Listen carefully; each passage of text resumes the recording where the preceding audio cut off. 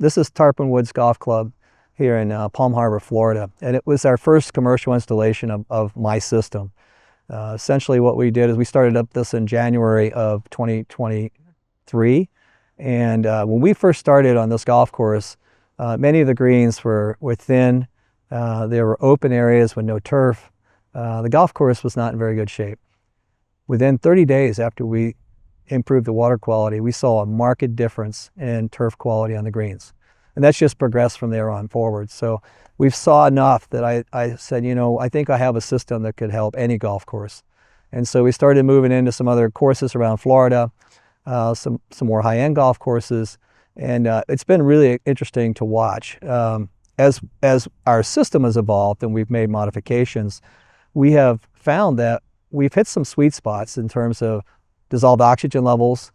You know, rainwater is typically about 8 parts per million. When I ask a golf course superintendent, you know, what's it look like after a nice rain? You know, they would always tell me it greens up, the golf course looks great, better than it ever has. And when I would ask them why, you know, they had a couple of theories, none of which were true.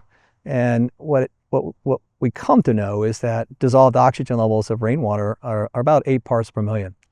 So when that water gets into the soil, it releases that oxygen in the root zone, and that's when the magic happens. And so I theorized if I could get that oxygen level up to 20, maybe 30 parts per million, wow, what a difference that would make in the soil. And that's where we are. All of our systems today operate at least 20 parts per million, some close to 30.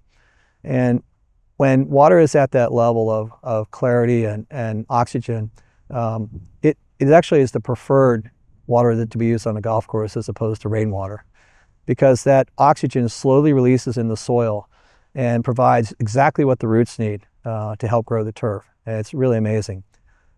After the oxygen portion of the system, I evaluated the use of ozone. Ozone is, in our system, ozone is used to control pathogens in the water.